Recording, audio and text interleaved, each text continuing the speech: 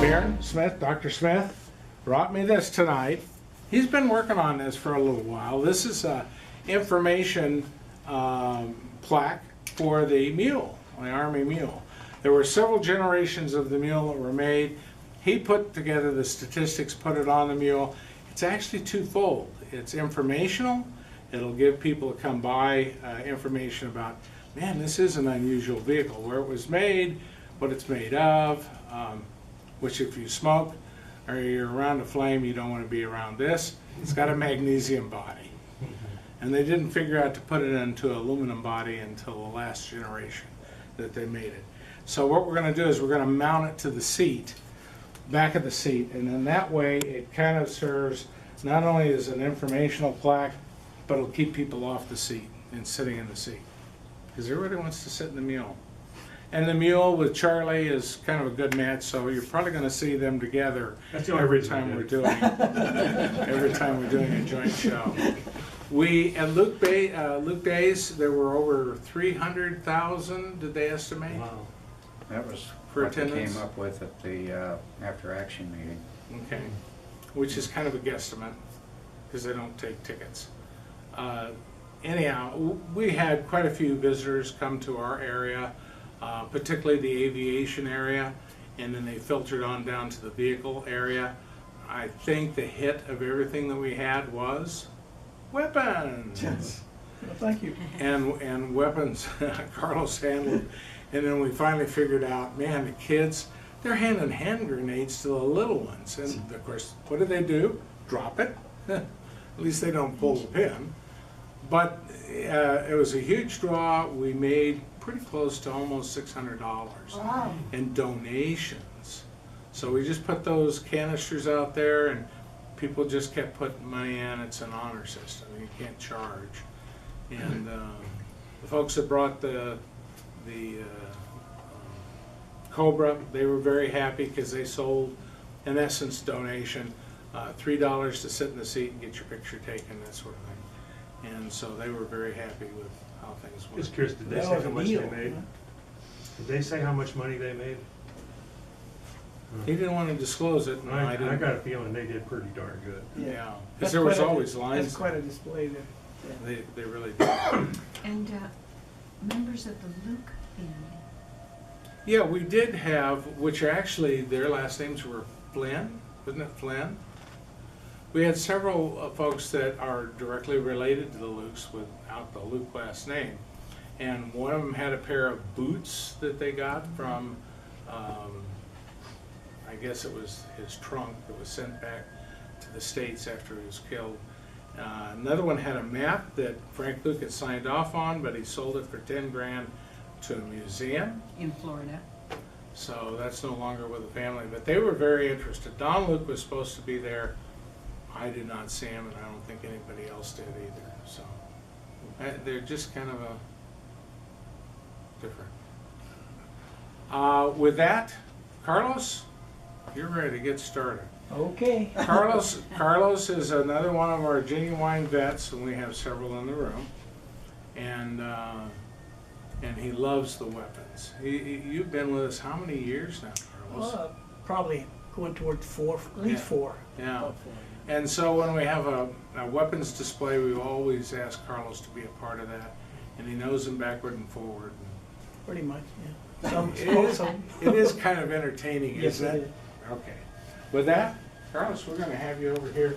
You can be as free as the cord is with the mic. Hello, hello, hello. The mic kind of makes me feel a little more important than I really am. Makes me want to sing to you for some reason, but go ahead. Gary, Just one song. What, just one song? Anyway,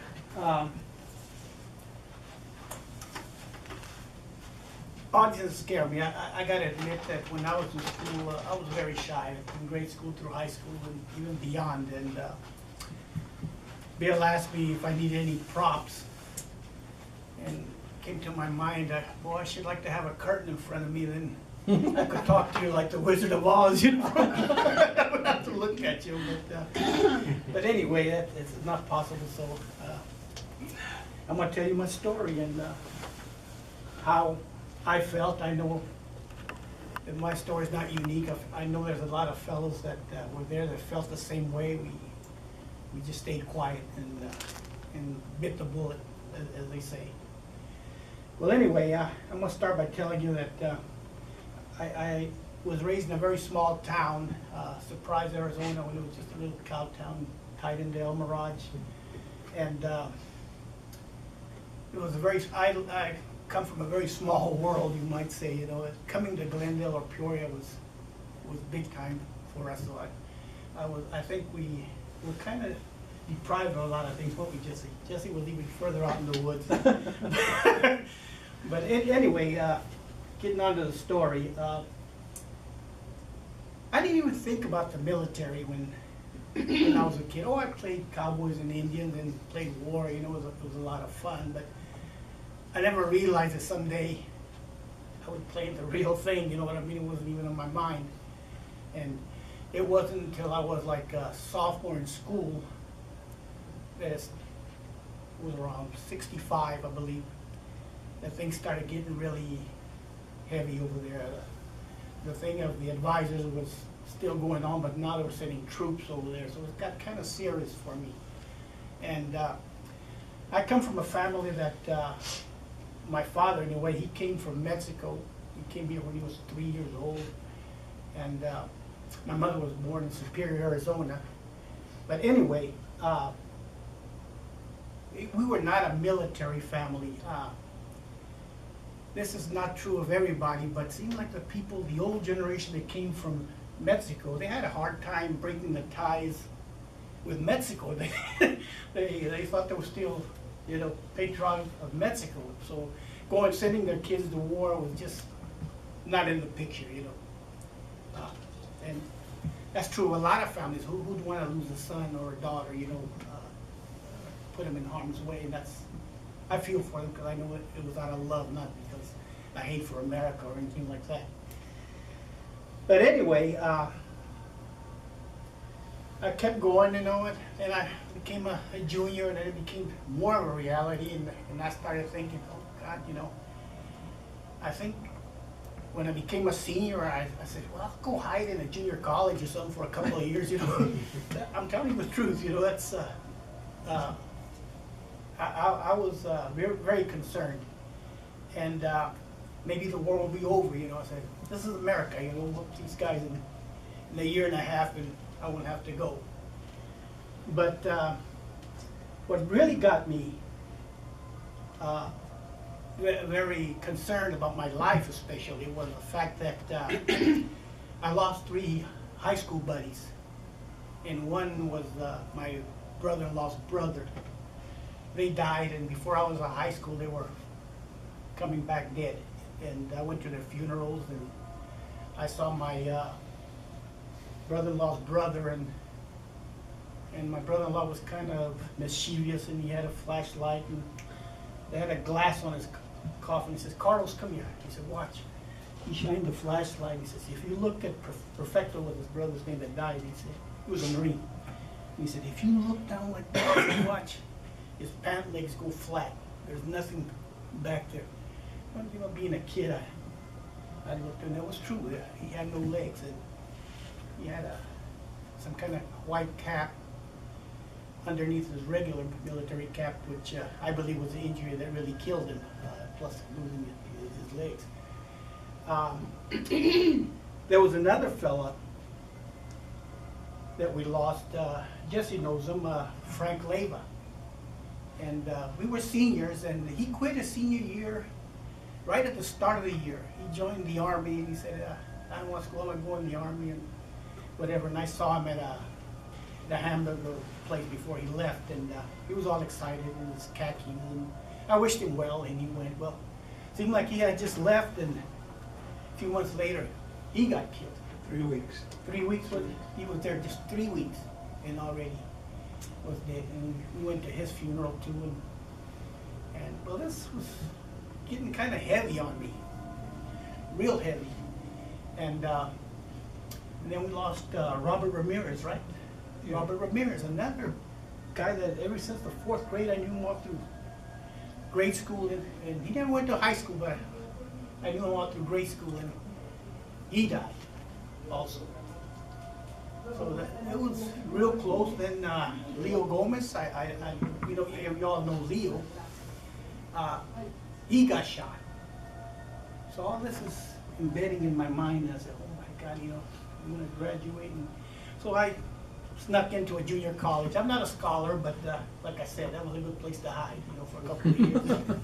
I'm being truthful, you know. Anyway, my ticket ran out. And by that time, I had already married my wife, and I had a little girl. And I was working for Safeway as a clerk during that time.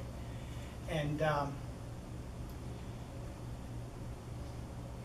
I got my greetings from the government, and my worst nightmare had come true. My ticket in school had run out. Like I said, I was no scholar, so you know that was the end of it. And I remember my boss, when I had to tell him, you know, hey, you know, I'm about to leave because I got drafted. He started laughing, and I looked. It wasn't funny to me, so I said, well, "What's so funny here, Gene?" He says, and he just laughed and turned around. He said, "I don't think he was laughing so much at the war itself. He was laughing at the harassment that I was going to go through in boot camp, and I could see why he was laughing. You know, and it wasn't a malicious thing. He was just he probably saw me as a Gomer Pyle or something, you know. But anyway. Did they get you through the lottery, or did you just? Yeah, it must have been the lottery, because when I got drafted, I immediately said, at that time I was going to have another child was going to be born. It was going to be born that month.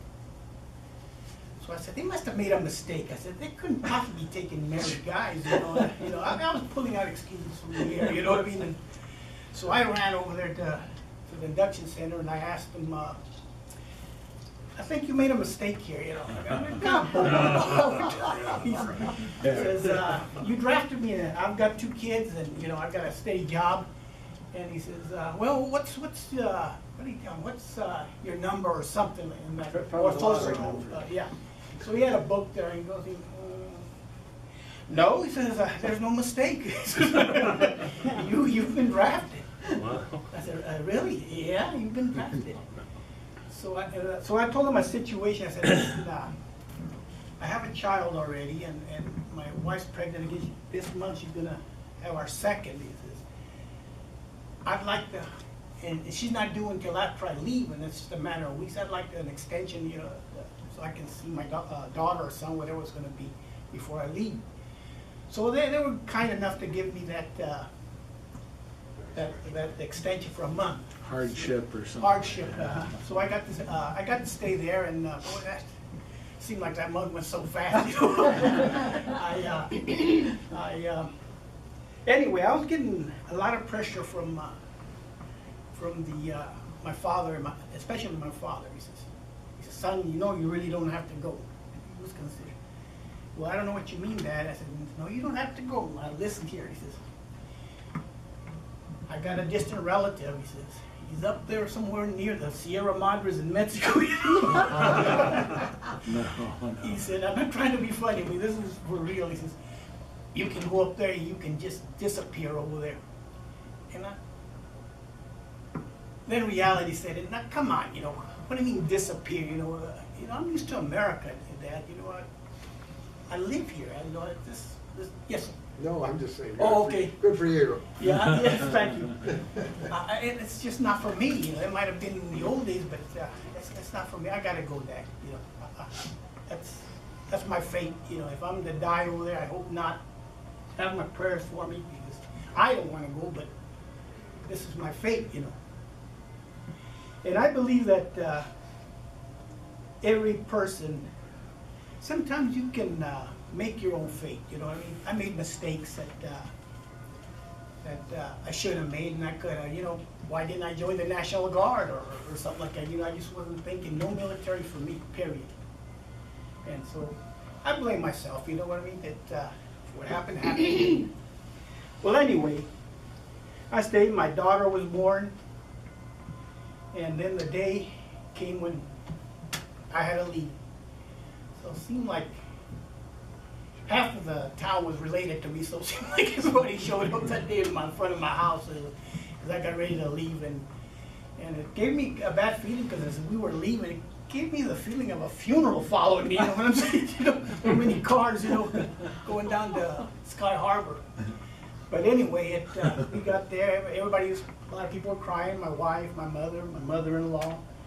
A lot of tears were shed, and I had some too. Well, goodbye, you know, the hugs, and I left, and they sent me to Fort Lewis, Washington. Ranger. Way out there, yes. A little boy from a small town, all of a sudden on the other side of the world seemed like, you know, and brokenhearted and everything, and felt mistreated. But one thing I found out, I thought that the Army, the military, the United States was picking on me. But once I got there, the group that I went with were the same situation that I was.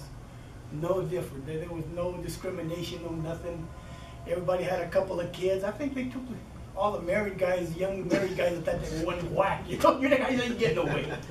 And so I didn't feel that bad. Well, this is the way it is. So we started training, and my boss was right. They were harassing the living daylights out of us. And I said, is this guy for real, you know? They got my bunks, and they threw my mattress out. I was on the top floor, and they threw all our mattresses out the window one day, you know? And is this a show, or is this for real? Is this guy nuts, you know? But it was for real. It was part of the training, I guess. One thing that really stuck with me is that we had what they called, there was a village, a mock village of a Vietnam village. Since they told us when we got there, don't kid yourself. All you guys are going to Vietnam. We're not going to kid you, so take your training seriously. Okay, you know. So I remember, I don't know, maybe they thought I was cut out to be a point man or something, because of all after that they gave me a BB gun, they gave me a mask, some gloves, some kind of harness there, and they put me up on the front to go into that village, and there were already guys hiding in there and camouflaged with weapons and everything underground and on top of trees and what have you. But I saw this tree. So I was going to be smart, and you know, I started lining up myself with the tree as I was entering that village, mock village. And I remember getting right to that tree, and I went like that just to peek, and I caught a BB right in the center of the chest. And I said, holy mackerel, if this is the way it's going to be, man, I'd have been gone, you know. So I took my training seriously. And anyway. What year was that? It was 1970. 70. And then, so I went through the training, I took it seriously, my attitude changed, you know, I said, well, I'm here, I'm gonna do the best of it. So, my thought was, well, you know, it's not over yet. They might make me a cook or something, you know what I'm saying? I was thinking in those lines, you know, I mean, and look, you know, it's not over yet, you know, so the day of graduation for the basic training, they all lined us up, and they were going to give us our MOSs, and they were reading names out, such and such and such, you're going to be artillery, Fort Sill, such and such and such, you're going to be in armor. Little by little, they started, you know, letting everybody know what they were going to be. And then I would wait all ears, you know. And then they said, there was about 15 left that they had not called out of the whole company. And he said, the rest of you guys, he said, they didn't call out, you are 11 Bravo. You know? My heart just sank. And there was a laughter of the guys that, you know, didn't get 11 Bravo. They just laughed, and we were just looking at each other, and one guy said to me, he says, what did I do wrong in life to deserve this? Don't ask me, I'm in the same boat that you are, you know? Yes. I don't know what that means. 11 Bravo It's is infantry, man. Infantry. Oh, okay. Rifle. Rifle, what I dreaded the most. I wanted to be a cook, remember, you know? But anyway, oh well, you know. Hey, Yes. I got 11C. Charlie? Yeah. Mortars. I became, Lord. after I went to AIT, they made me a Charlie. Oh, Yeah, they made me a Charlie, but I said, well, wait a minute, I'm gonna be in a 5-8, shoot little mortars from back there, you know? Baloney. And I got to, they handed me a rifle, they put me out there in the field, you know? I guess by then they're not carrying the big what was it, 81? Four deuce or the 81? Well, the 4 deuce you couldn't carry, but the 81. And anyway, I said, well, you know, I'm gonna get to see another part of the country anyway. They're gonna send me someplace else, you know. That's a good. I'm in country, you know. I knew I was gonna see someplace else too, but I said, for right now, you know, they're gonna send me maybe another state and I'll get to see that. There was an empty field between where I took basic training and there was some more barracks on the other side. And then a sergeant shows up, okay, he says, I'm from advanced infantry training over here, and I'm here to march you right across this field right over. So there again, I didn't get to see nothing. I could see my old training place about from here. But anyway, another, what, 2.5 months or something there in training. So Vietnam it was, you know. Then we graduated, and I did all right, and got orders for Vietnam, and they gave me 30 days to leave. And don't think I had given up. All this time, I was still trying to get out. I filed for hardship. I had 2 kids now and a wife, and they're having a hard time at home, you know, and they need me at home, you know. And Trying to live off of your pay. right, Yeah. right. And they yeah, that's what I was gonna do, you know, and so it's okay. He says, they called me in, the CEO called me in, he said, oh, you put in, yes. I'm just curious as a bug. When you went to Vietnam with this, you know, the family and everything, how much were you making? Oh, God. 100 $100 and some $108 dollars, a I month. think. That's with combat pay. Yeah. Yeah. About Oh my 108 God. Oh, and then we had combat pay, hazardous duty pay or something. It And wasn't much. The That base wasn't pay was much, about yeah. 100. and then I had to send the wife some, because they were sending her some, but it was never I enough. was You know doing what the I'm same year saying? I did. And, I started out in the Navy at 90. yeah, it was pennies. Yeah. But at that time it was a lot of money, you know what I mean? You appreciate anything With the you've got. family though, my God. But I think it averaged to 15 cents an hour, so 24 hours a day or something. I don't know, but it was nothing. But they fed you and clothed you and housed you. Huh? They fed you, clothed you, and housed you. Oh, yeah, they clothed me and housed me and everything like that. You're right. But anyway, they sent me home, and then I told them the news, you know, Mom, Dad, my wife, you know, I'm 11 Bravo, you know. That's the way it is.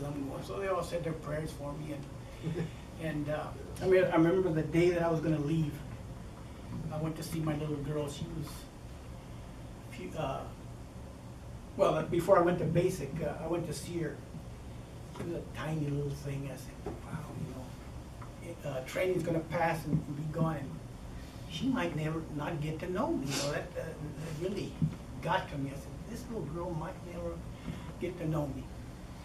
And well, left the same thing, a lot of tears and everything, and went back to Fort Lewis. They gave me my military fatigues, the boots, the green ones with the canvas and all that. They went, no, it's for real, you know.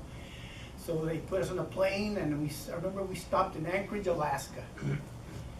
And I stopped, and I was curious, because just how cold is Alaska? It was in the plane. We're going to be here for half an hour, refueling or picking up. You guys can get off if you want for a little while. So I was curious. I walked out. Man, that place was cold. It was in October. Yeah. I don't know. Have you ever been in a freezer in a grocery store where there's those rocking ones like that? That's the way it was. I stepped out, man, I jumped back in. I said, and I could see guys with flashlights. It was nighttime. I could see guys with flashlights out there, the guys directing the planes or what. How in the heck do these people, you know? But none of my business anyway. But then we left with a surprise. And we went to, and then we stopped in Japan. And I didn't get off there. I just, you know, saw the island. I knew the next step was Vietnam. And so we took off from there. And I remember I was at a window and I kept looking. and the sun was shining, and I never seen the sun shine that long. I guess we're going at maybe the direction the sun was going, because we were racing with the sun. That was the longest day I had ever seen, you know, when it get dark. And we got there before it got nighttime, and the pilot announced, well, he says, we're getting close to Vietnam. You'll be seeing the shoreline pretty soon. So I was peeking out the window, and I thought, is this gonna be the place where it's all gonna be the end of me, you know? And then I thought, wait a minute, you know, I'm not done yet. I'm gonna fight for my life, you know. I'm gonna do whatever it takes. I'm gonna survive this thing somehow or another. So I got there, and we landed in Chulai, and it was raining cats and dogs. I mean, it was so horrible. Raining. And they took us to this camp where they had nothing but tents. The bottom part of the enclosure was wood, had a wood floor, and a canvas top, and right next to the ocean. And they put us, I don't know how old those tents were in, but they told me to go in that tent and find a bunk, and when I went in there like that, all the bunks they weren't like, you know, in a row, like military style, you know, dress or anything like that. They were, and I said, what the heck, you know, I couldn't even get through, you know. Then it dawned on me, I saw that the tent had more than you think of. And those guys had positioned their bunks so that they wouldn't get wet. I mean, there was drops coming all over the place. So I was moving my bunk too, you know, the next thing you know. And I stayed there, and that was where we were going to get our orders to where in that country we were going to go to. And so every day, I remember we'd go out, have breakfast, have about 2 hours, and then they'd call us back out. And all this time it was raining, and they had this chart out there. And every day you would look for your name, and it would tell you what unit you were going to, where you were going to, and what time to report to leave. And so for 4 days, I kept going out there, nothing. And I'm thinking, maybe I can spend my whole career right here, you know, waiting, there'll be nothing, I'll get to go play and go home, but no such luck. Finally I saw my name for some unit. Me and another guy that I went to AIT with was there too. So I thought, well, I got a buddy from back there, and so we teamed up, and they put us in a helicopter, and they flew us out to a hill, and it was near Quezon. And I had heard a lot of things about Quezon, but we got there, and they issued us a rifle, but no ammo. Of course. You'll get your ammunition when you get to the fire base. All right, yeah. You know. So we got there right before it got dark. We got off, and when you be that night, there was another fire base. It's called LZ West. Was inside of us. It was a lot taller mountain way up there that you could see, and there was a firefight going on over there. And here we had no ammo. Me and our buddy, you know, whatever happens here, you know. And we were watching, there were red tracers coming down and green ones going up. I said, that's really something. We couldn't hear, but we could see, you know, the firefight. There's a firefight going on. I mean, LZ West getting attacked, you know, they're trying to get overrun. So the artillery we had on there turned around, and they were firing at the base of that mountain, and quite a show, you know, fireworks everywhere over there, you know, and from here too. And but anyway, it all died down. And so they told, my buddy's name was Gunwell. His last name was Gunwell. He says, Carbajal, you and Gunwell, get ready. Tomorrow morning, you guys are going to your unit. Okay. So helicopter came. The next morning, at breakfast, we got on. They took us out to the jungle. And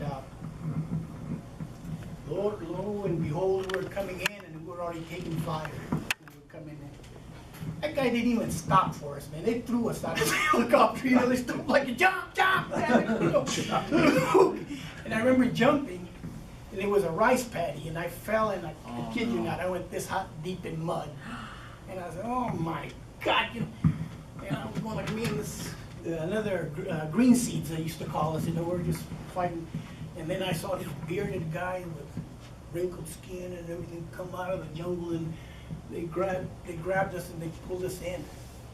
And I looked at them, oh, wow, you know, these guys look sunken eyes, these guys look dead, you know. And, I mean, we look like Beetle Bailey, you know what I mean? You know, and then seeing these guys, and little did we know that in about 2.5 weeks, we'd be looking just like them, you know. We walked out there where they're into the brush, into the jungle, and well, I don't know, 40 guys, 30 guys, that's a lot of firepower, you know, we won't be alone walking. I'll be darned, it wasn't like 12, 13 guys there. And I said, whoa. I said, what's the other guys? I said, you know, I heard that 30, 40 guys per platoon, you know, they're gone. Well, where did they go, you know?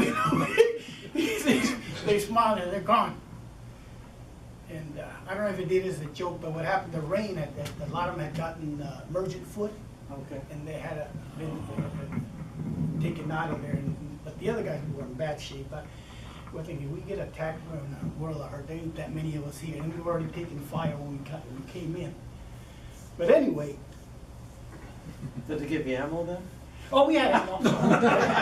We didn't forget the ammo, you know. By request, we requested some ammo. But anyway, me and Gunner, they put him with another, not platoon, but another squad, and they put me in another one. And they called you green seeds, you know. They kind of baby you, they watch you and everything. But we did hardly nothing but follow. The rain finally stopped, and so we were on patrols, and they were taking care of us and everything.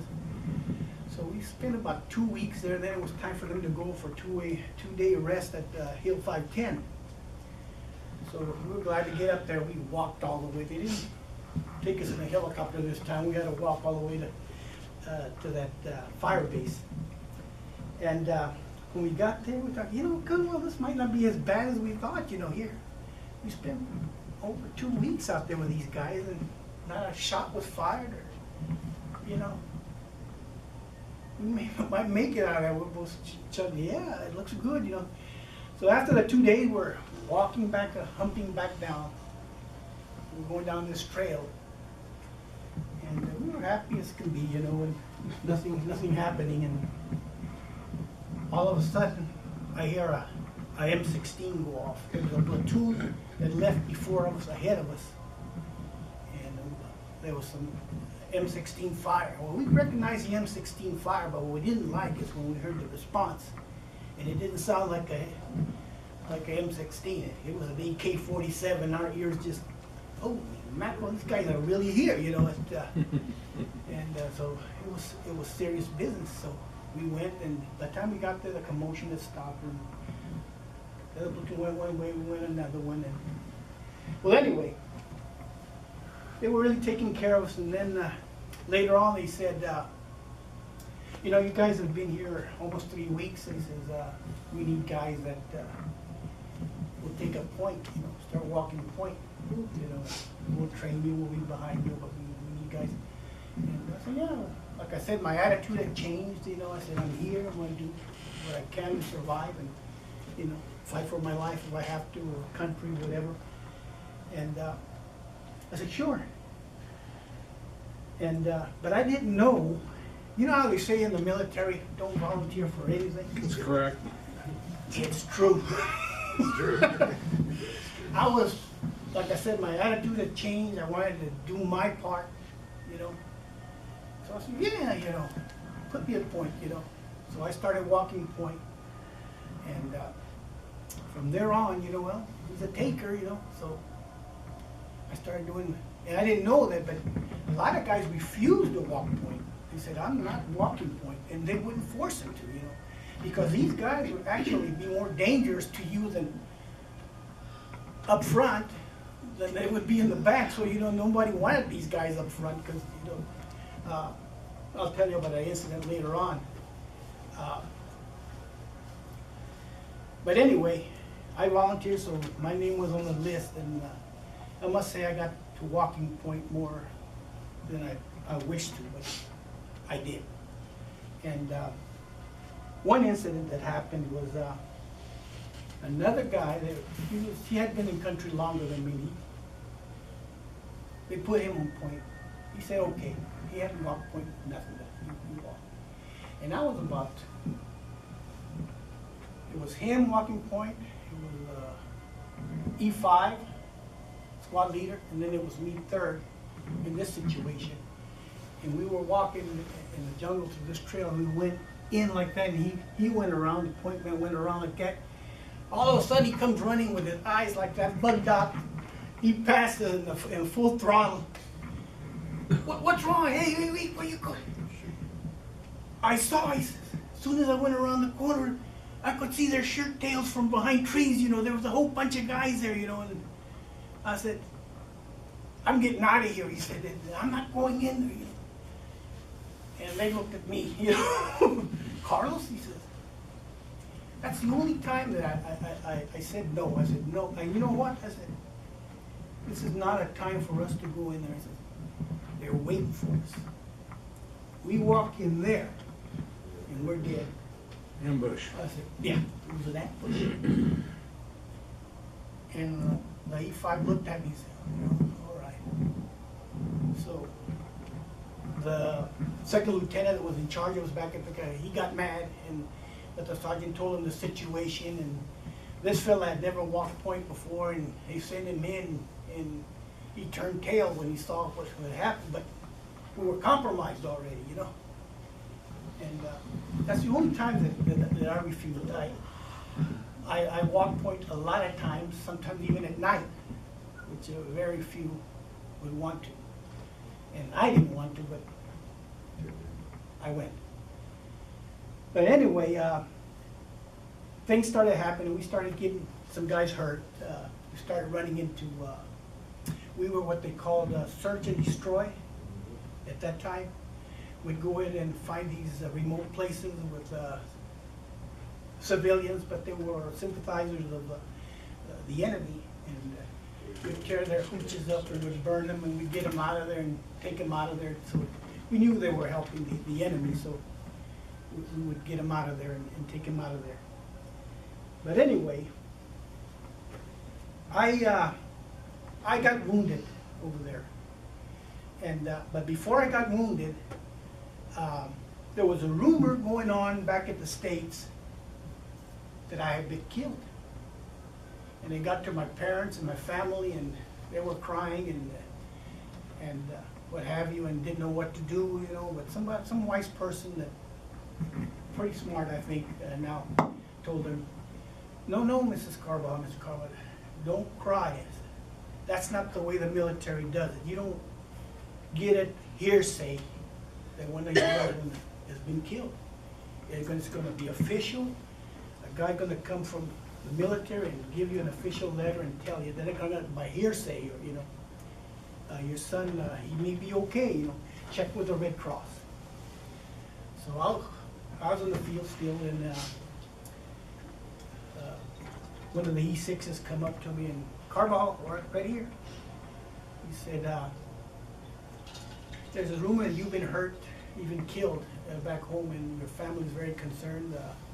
We already told them, the Red Cross checked with us, we told them you're okay, and they already know that nothing has happened to you. But we want you to write them a letter and send it as soon as possible so that they can see that you're okay. All right. So I did it, and next chopper that came in, my letter went out, and everybody was satisfied. By the way, I was writing every week at home. Every week I'd write to my parents, to my wife, and everybody that was close to me. And they would write back. Mail was like gold over there, wasn't it, Jesse?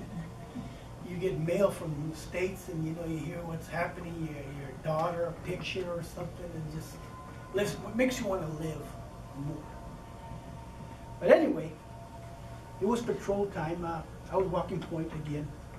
It had rained that night, and they sent us on patrol down this wash. This wash, and as we went down, there was real rocky and dead trees and everything. Just like a wash, you know, the rocks, everything like that, but it was open. It was fairly wide. Noticed some some sandals, footprints on the mud. So we were following those footprints, you know, where they were going, you know, and we knew it wasn't us, it was them. And we kept going and kept going. I mean, those footprints were just vivid as can be. And it led up into the jungle, like a trail-like, and then you couldn't see the trail once over, but you could see that there was some kind of trail that went into the jungle. As we went up, we were already heads up, you know, anything could happen at any moment. And sure enough, about from here where Bill is, the brush moved all of a sudden. We opened up, you know. That was the first reaction. Who cares what's there, you know? So we're following track that moves. That we got to get the jump on it. So we fired into that brush, and all of a sudden, out of nowhere, well, somewhere they were there. We started taking fire, and we were shooting. I mean, we were literally point blank. There was a jungle between us, and as we were rising, going up, and they were already up there. I think we were at an advantage since we were down. Their rounds were going kind of high over our head, but we could hear them hitting the trees behind us, and right before the wash. And these were falling and everything. We were shooting back and everything. And we had some very smart radio man, and he radioed the company.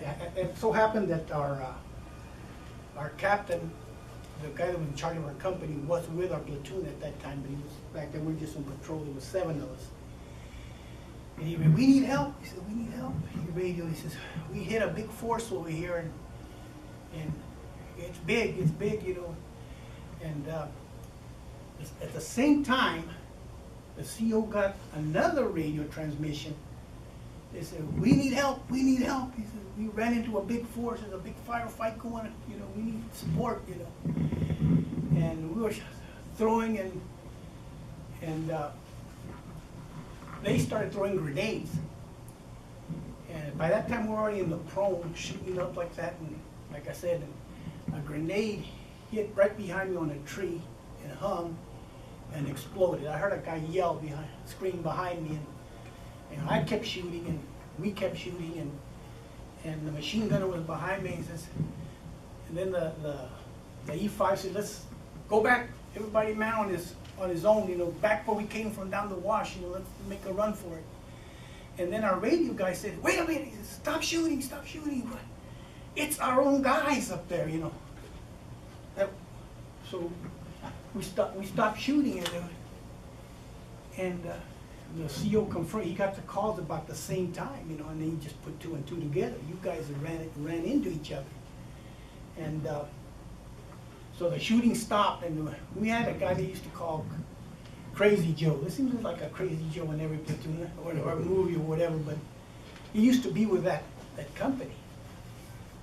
And he said, we were 3rd platoon, I think this was 1st platoon. "It's 1st platoon," the radio guy said. "It's 1st platoon up there. 1st platoon, that's the platoon I was with," Crazy Joe said. "I know him." He said, "Hey, you guys," he yells, "stop shooting. This is Crazy Joe," you know, over here. You know? And we just didn't trust each other, you know. And he says, "Who's down there?" We're the voice. "It's us, we're 3rd platoon, you know, Alpha Company." He says, "You guys come on down here," you know. But the machine gunner, before all that happened, the machine gunner would make our run for it. I didn't even know I was wounded. I mean, the adrenaline was so high, I was scared, I'll admit, and firing back, and you go deaf, you know, with all the shooting and everything like that. I didn't know I was hit. And the machine gunner said, "Carlos," he said, "you're hit." I said, "What? You're hit? Your leg?" I looked back, and from here down, blood. My pants were just saturated with blood. He said, "Can you run?" And right, I can run. I felt good, you know. I mean, I was going to run if I had to.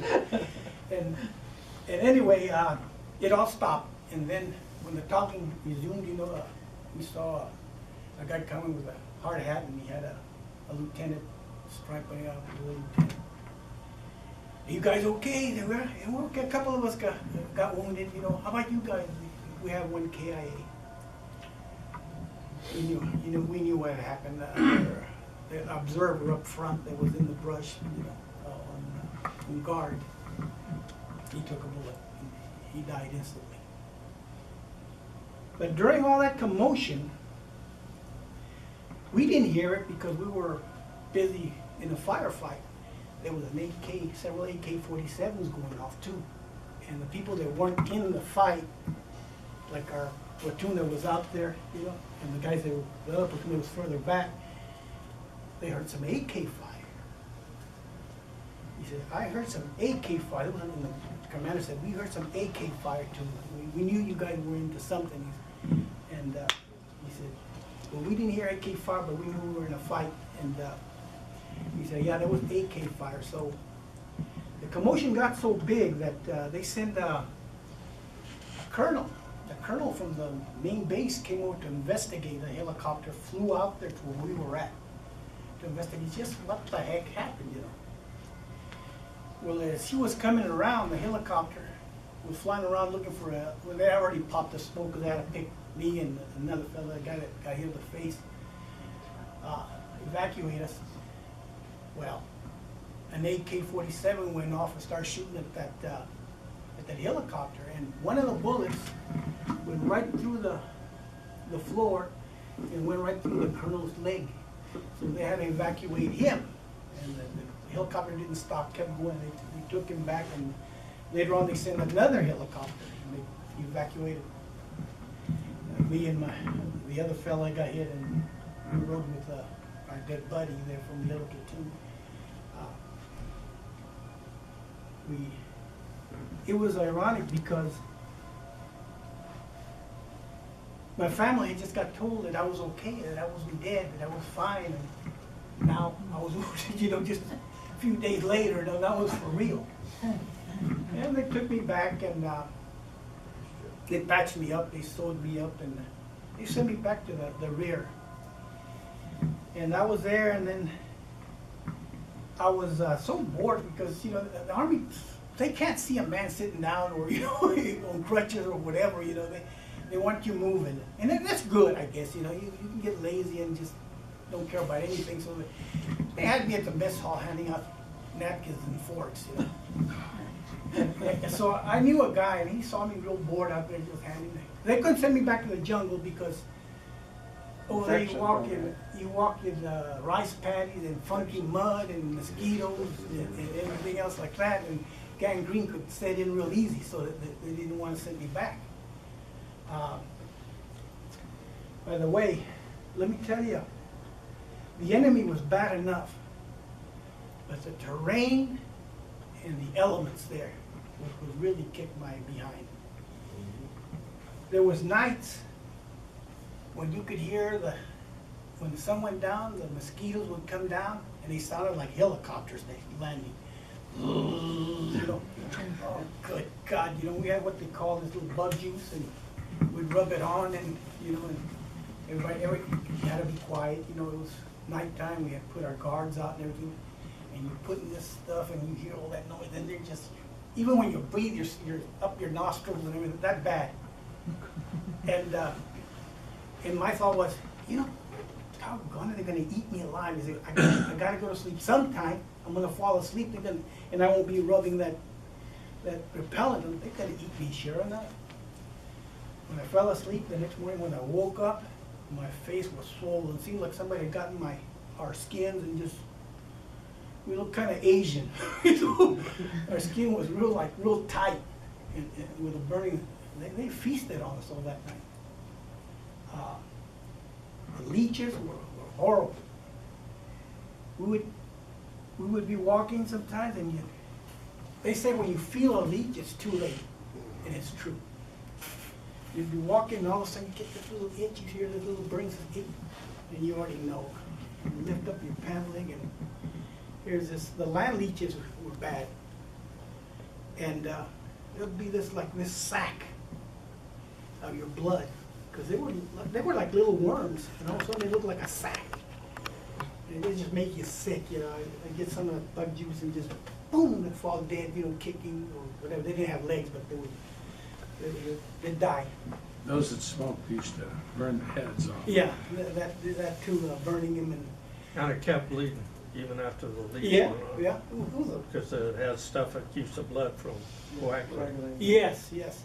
And it was, Certain areas they like to go to too. yes.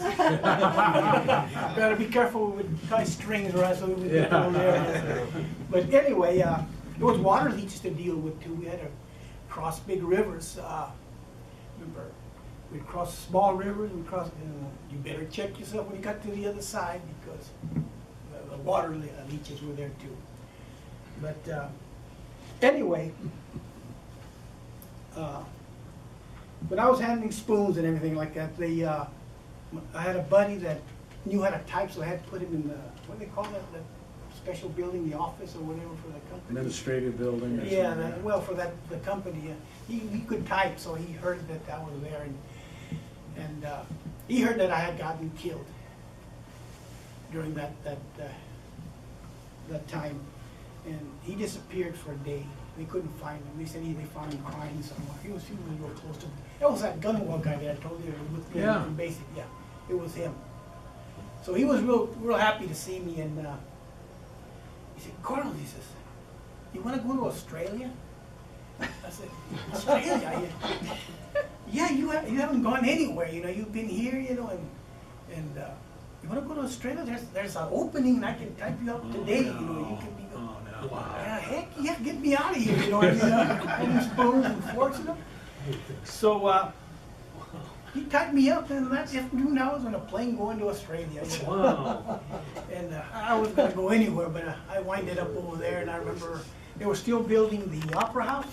I sat there on the beach and just looking at that, the building, the structure was already up, and I understand they were fixing the inside, and I went to King's Cross, and I was walking there, and I looked back and there was this lady following me, you know. It was a hot spot at King's Cross, so I paid no mind. I just wanted a hotel, place to rest, to sleep, blankets, shower. And I don't know if that was good or bad for me because you get the taste of life what it should be, you know what I mean? Yeah. And then you gotta go back, you know? And, You were dealing with two-legged leeches. right, there was two-legged leeches over there, and so, anyway, I went going to church over there, believe it or not. I was wandering around, all of a sudden this van comes out of nowhere, hey, an old man opened the door, he says, "What are you doing?" I said, "Oh, I'm just walking around, I'm a GI, you know, from America, you know. You wanna go to church?" I had nothing else. So I got on this van and we passed this expansion bridge. At the time, he said that was the largest expansion bridge that went over the ocean somewhere. He explained it to me. And so I wound up in church and singing a few hymns and everything. I wasn't a Christian then, but you know, I appreciated that their interest in me. And they gave me cookies and Kool-Aid, you know, the typical thing. And then they took me back and dropped me right off where I was at. Where I was staying wasn't too far, so I walked. And the week went like that. Next thing you know, I was back over there. And serving the rest of my time in the brush. I spent like over 10 months, and I'm talking about serious out there. The jungle was ugly, the swamps were ugly, the Viet Cong were ugly, and not physically, but you know what they were doing to us. And where was I? Yeah, well, I got back, and you know, the thought was how nice it would be to be back in state, you know. So shortly after I served my time, and one day they came and said, "Carlos," they said, "get your gear ready." What? I said, they're gonna put you, since I was a Charlie, like you were saying, you know, I said, they're gonna put you on mortars. You're a Charlie, aren't you? Yeah. They're gonna put you on mortars, go up there. Man, that was like a step back home, you know. I think in one step I reached that chopper and got in, you know. but I wanted to get out of there so bad, you know. And they flew me back, and I was back at a fire base. I wasn't, you know, but it was almost, you were getting 3 meals a day, hot meals, and there was a makeshift shower, and it was part of Introduction to the World, I wish what we we read called that. it. What we called it. But anyway, going back to when I got wounded, they were gonna make, there was two captains, the captain that was from my company and another captain, they were gonna make a colonel out of one of them. They didn't know which one. But I guess for every mix-up and everything that you do, there's a price to pay. Because we never heard of our captain making colonel, so, you know, they might have held that against him, I don't know. But we were hoping, he was a real nice guy, you know, anybody can make a mistake. And so anyway, I stayed there, did my time, and one happy day, they came and said, Carlos, he says, you know, in 3 days, you're leaving going back to the States. Yeah, I've cut me every day. I know exactly what you're doing. Let me stay here another minute. So, you say 3 days and 2 hours? Yeah. And 31 minutes? Let me tell you the rest of that story. So, How many seconds? yeah. So anyway, you know, there was a big little party for me there. You know, the guys, they were wishing me well, and they walked me to the chopper that day, and I wished them well. And they flew me back to, this time they flew me to Chu Lai. And we were there, and what did we do? We washed up, and they cleaned fatigues again, and then we had our khakis stored, so we got our khakis back. We dressed real nice, you know, we looked something worthy to come back home, you know. And the strangest thing, when we were walking to that Silver Bird, what they call it, to go home, you know, down the, seemed like my back was uneasy, man. I said, they could have sniped my, just as, you know, I was walking, you know, and I was just like, somebody's gonna shoot me. They're not gonna let me make it to that plane, you know. I just got that eerie feeling. It's dumb, but I'm telling you the truth. And now, coming those stairs down until I got it and screwed in, you know, inside, and wow, you know. We took off, and I was at a window again. I was looking at that jungle line, you know. God, don't let anything like that happen, you know. And we took off, and are we high enough, you know? You know, finally I figured that they won't reach me up here, you know. So I made it home. We landed again in Japan, and then we landed in Tacoma, at Fort Lewis area. McCord. Yeah. And I went back and I immediately called the family. They already expected me that I was coming home. And I said, I'll be in 4 hours or something, I'll be in Phoenix, you know, come and pick me up. Okay, at that time it would have been night. So I took off, and the plane landed, and Phoenix felt so beautiful, you know, just being home. Those who've been in combat, I'm sure I'm not alone. You guys know what I'm talking about. Just touching that good old U.S. earth, you know, it was beautiful. And you just feel, if I survived through this, what in life could possibly bother me? Or was I in for a big surprise? A lot of things that bothered me. But at that time, that's the way I felt. And then I saw my dad's truck. It was my dad, my mom, and my wife. And they came. I was already at the curb, and they came. And they got off and hugged me. They were crying, and I was crying. And we got in, and we went home. And my oldest daughter, she already could talk and walk and everything. My little one, she was a lazy one. She was over a year old, and she still wasn't walking. She was a little fat thing by then. And I walked in the house. My daughter, they had woke her up and told her daddy was coming home. They woke them both up. And I remember my oldest daughter was sitting on the bed, and as I walked in, I saw her, and she says to me in Spanish, "Ya venitas, Daddy," which means, "You're home now, Daddy." And, yeah, I mean, I'm home, you know. And I grabbed her, I hugged her, and I kissed her. And where's the little one? And I saw her, she was lazy, you know. She's one of these don't walk till they're 14 or 15 months old, you know. She was real round, and she kept crawling up to me because I was hugging my wife. She grabbed my pants. Go! Go!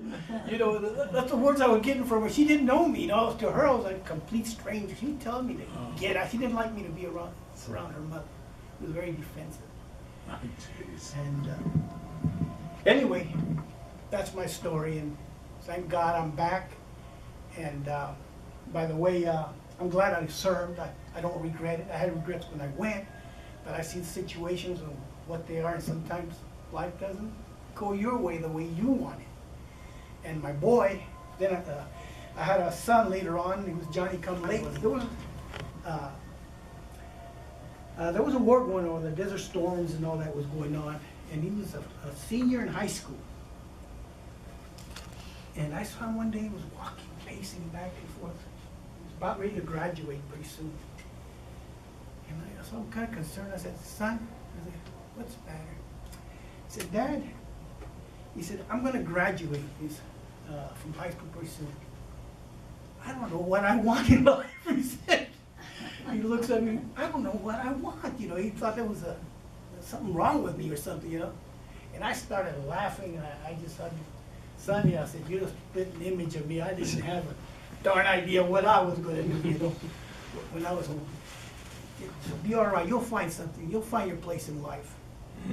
And later on, right before he graduated, he said, Dad, he said, I made up my mind. What's that?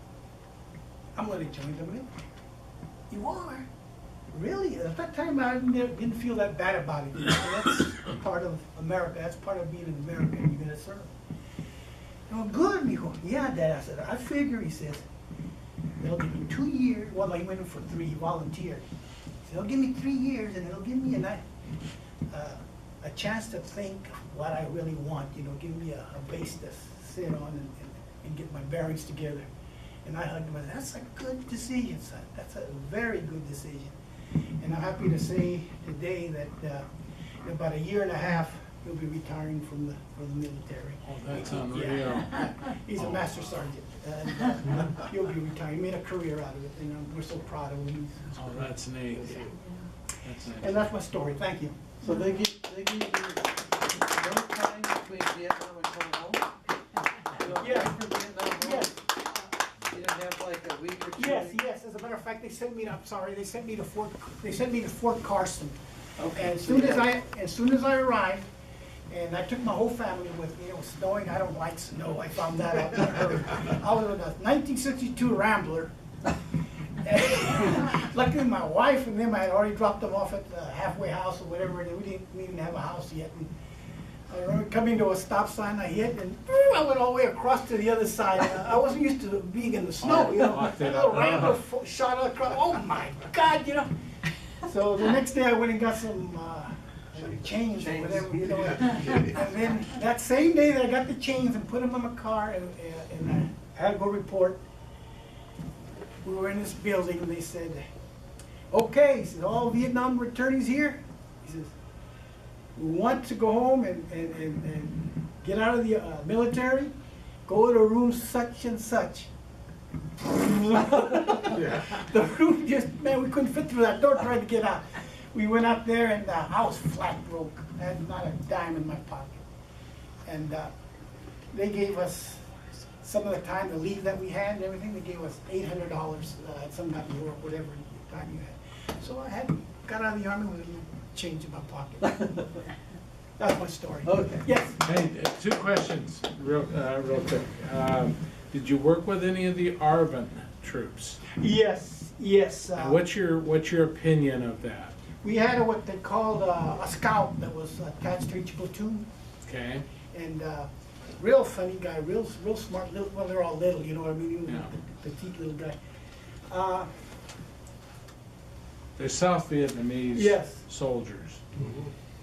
This guy, as little as he was, he defies physics. He could carry a pack as big as we are. If he was like this, little noodle, could carry a backpack, his rifle, his ammo. When we had to hump back to the hill, when we got within 2 or 3 miles, and he'd dust us. He'd leave us, he'd be out there. Over there, he already showered and everything by the time we got there. And us Jody. Bill, And we'd get there BCC. and we're all sweaty and dead. BCC. He'd have a little streak of sweat down the middle of his back. A little tiny little streak, you know. They're soaking wet. But let me tell you one thing, I was disappointed in them a lot, because they would not take chances. This is the same little guy made fun of me one time when I first got there. One night,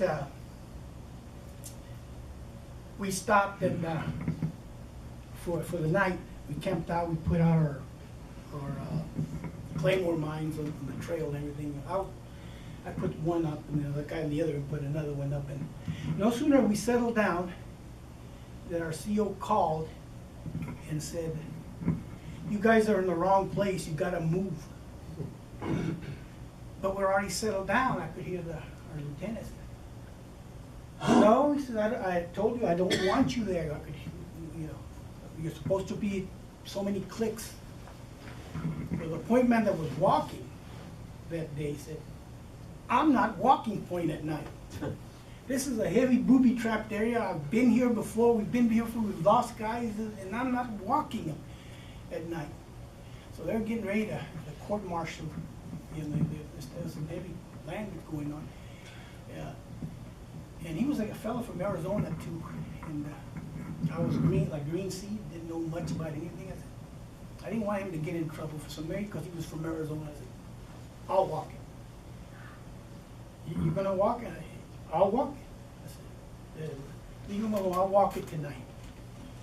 And everybody, the other guys come over and said, "Carlos, if anything moves or anything, man, just don't have fire away." I said, "Don't take it," because they had been there before. It was a place called AK Valley, to give you an idea. They said, "Don't take any chances. Open up, you get the jump on them, don't hesitate." Okay, and they knew what they were talking about. It took me, I think they were sorry that they had put me up there. Well, I put myself up there, because it took me about 3 hours to go about, say, a mile. And I could hear the back, because I was, fresh out of boot camp.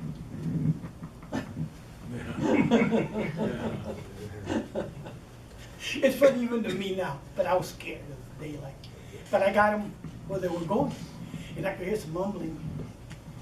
And the guy said, "Well," I said, the guy was sticking up for me. He said, "If you don't like what he's doing, then you get your A up there in front of me. What the hell with you? Shut up."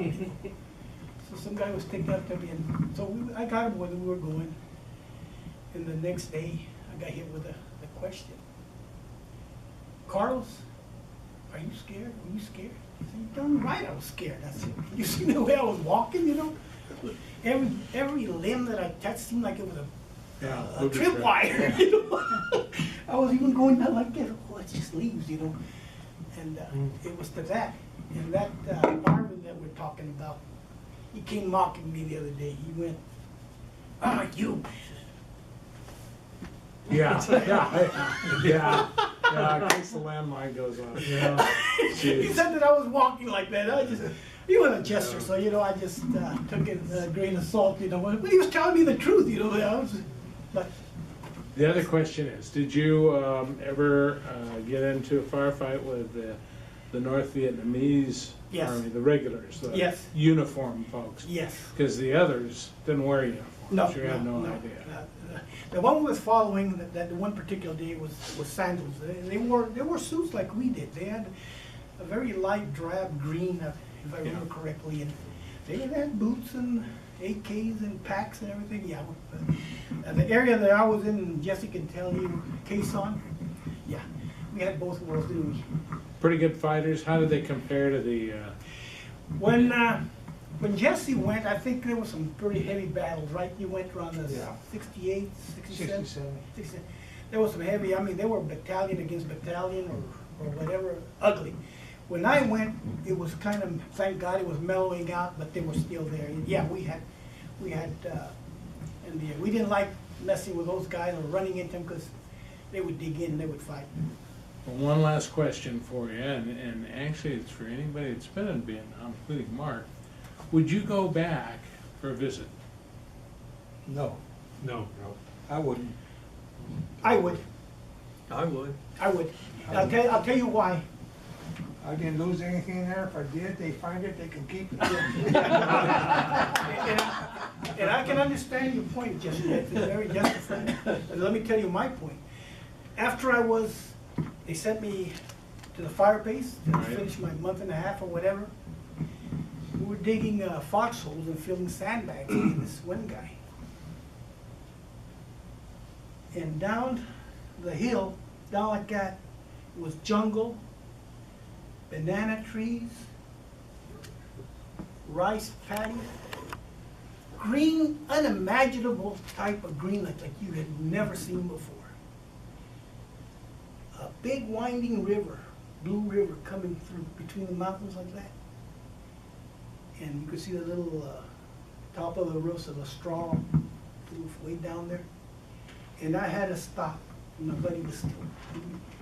I said, Hector was his name. I said, Hector, you gotta take a look at this. Look down there. And we stopped and looked. I said, if there's a heaven, and I know there is, it's got to look just like that. Take a look at it. Either that or you're in the wrong place. Yeah. Right. No, it was unreal. The panoramic, the view. It's a The beautiful jungle. country. With the water, a river, blue river, beautiful. This is like it was unreal. I ran in the bunker and got my little camera, something like this, and I gotta take a picture of it. I took a picture. It didn't do it any justice. It didn't come up with the eyes were seeing. Like the Grand Canyon. Yeah. You see all the pictures, but unless you're there, the Exactly. pictures don't do it justice. Yes, sir. If you will, could you tell us about your injury and how that developed, and how are you doing now with that, or How am I doing? What? how are you doing with that now? For the longest time, I used to get a pinch like a poke. Where did the bullet? It wasn't a bullet. It was a frag. Frag. From that hung on the tree. And Sure. that's what got Oh, me. okay. A grenade. Yeah. A frag. And that's what it was. It bothered me for a long time. I could feel when I walked there was like a pinch and a pinch. For many, many years it happened. And it started bothering me quite a bit, so I went to the VA and they looked at it. And I told them, this is what's happening. And so they took x-rays, and I still have shrapnel in my leg. It's attached to the bone. It's been calciumized. And they said, there's nothing we can do here, he says, because if we get in there, it's already calciumized, it's already stationary. He says, if we Cause start more cutting up, we damage. might cut something that they shouldn't Yeah. be cut. You're better off just leave it there. You know, this brings up an interesting point, and I won't belabor it, but I had a fellow that unfortunately committed suicide that has a cabin fairly close to where we have a cabin in Munns Park, and he and a buddy were going through a hospital that the, not the NBA, but the VC had, and they were killing doctors and nurses, and they were trying to hide. And one was going, they were going back to back, and they got some separation between the two, and then one of the VC got out in the middle of the hallway, and before he started to fire, his buddy got him first, shot him, and the fragments from his almost machine gun, I don't know, no, I think it was more than an M16, came out of the VC into the back of the friend that I knew. Mm-hmm. And his body for years was extruding pieces of bone or other things, because the body rejects stuff that it wasn't born with. Foreign, yeah. Foreign, so, I don't know if that happens so much It with could have been, shrapnel. it could have been for many years, and just recently, it settled, down. it doesn't bother me. I still have the scar, of course, and I feel a lump, or I guess the calcium is built Yeah. around that shrapnel. But for many years, it was like a poke, I'd be turned a certain way, and I feel that Oh, yeah.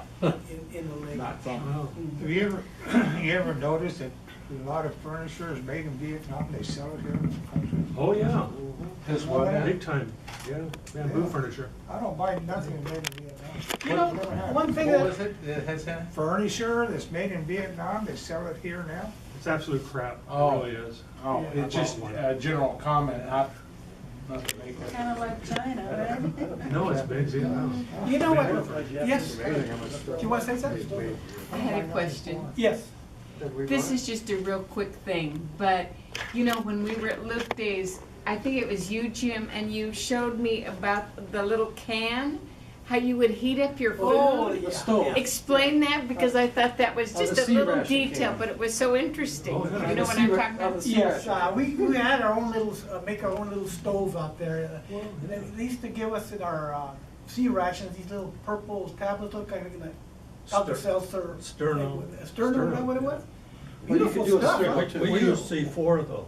Yeah, It was better. It didn't stink like the We used Sterno. to use C4. yeah, that's what Yeah, it that's what says. he's saying. That would really. Out blow of a that Claymore. water just like No, that. we'd burn it out of it. We used We'd to take use it a out white of the brick. Claymore of mine. Yeah. Wasn't that tablet that you got, I mean, it was fantastic, Sandy. Oh, they That were thing nasty.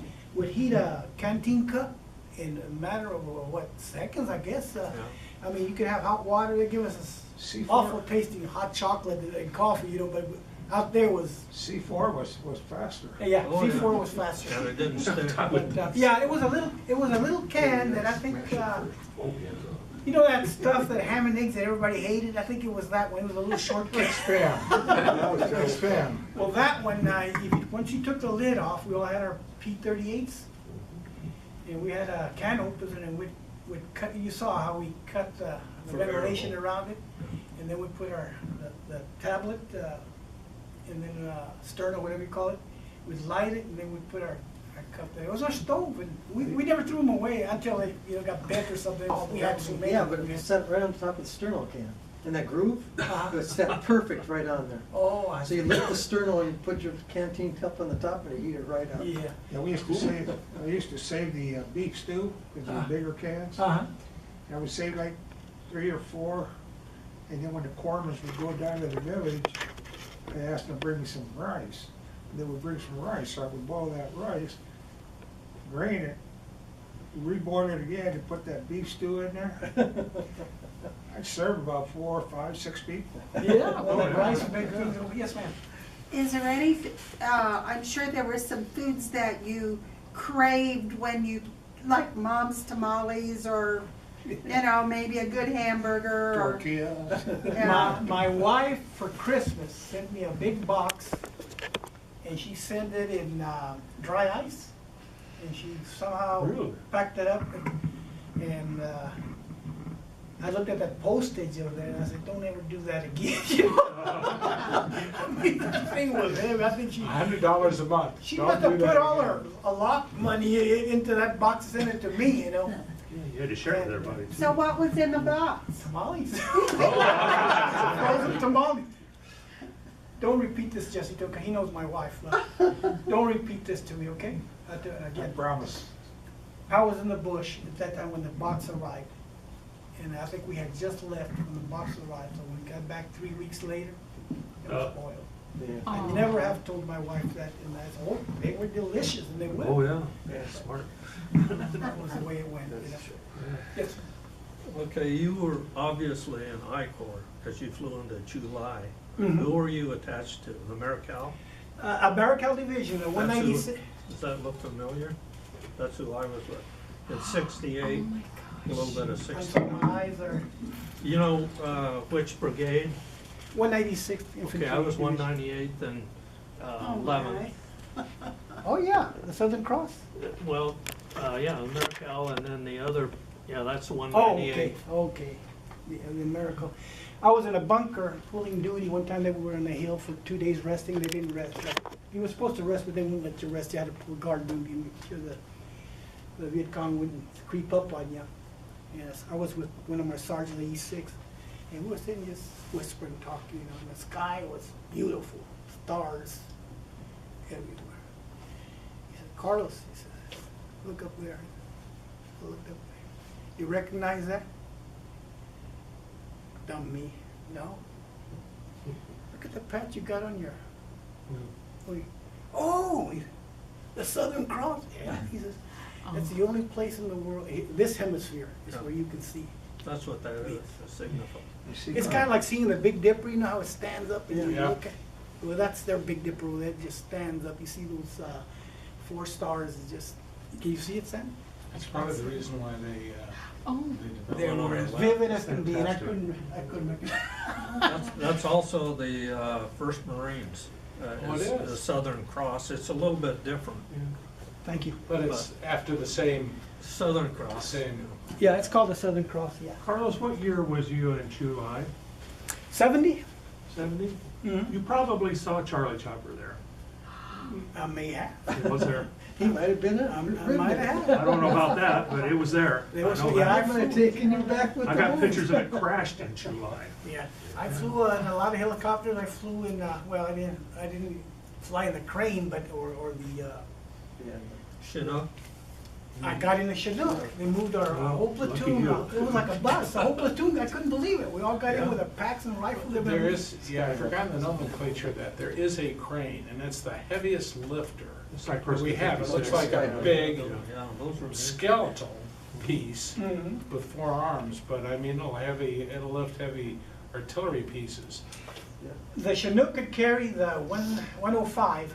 They could have, but the 155, when they were brought one to the hill, it was always a crane. I guess they're a Yeah. lot heavier. They are. And when that crane showed up, if you guys, the hill was small, okay, the fire base. When that thing started coming down, helmets, clothes, underwear, everything was flying in every direction. Their bodies were caught out there. I mean, that thing would throw a tornado of wind out there. And it was dusty where we were at, so Oh, we ate all kinds of dust. Instead, I have a wish list where it's a 155 in Tennessee for a little over 80 grand. And if my Well, little right, it's ship there. comes in, I'd love to have that stuff. And you turn the barrel around to transport it. But that is just one large sucker.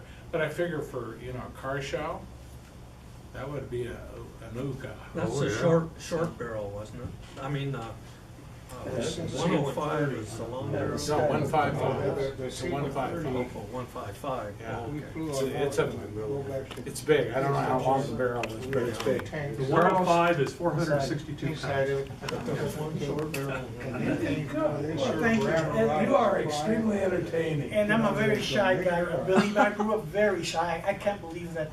Let's give him a round of applause. And this is for you. Oh, sure. Hopefully I got it all spelled correctly. Yes, yes, me. Okay, gotcha. It looks almost like an Arab name, doesn't it? Bahal. But it's not. If there's anybody behind it, claim it. You're right. Yeah, really. Well, thank you very much. It was very You're thoughtful. welcome. Thank you. Thanks for being Wow. And thank all of you for being. I can do one if you Carlos. want, but later on. I can do one later on, talk Okay. about case on. Sure. Yeah, well, I Okay. can hear it, Jesse. Yeah, you can do it.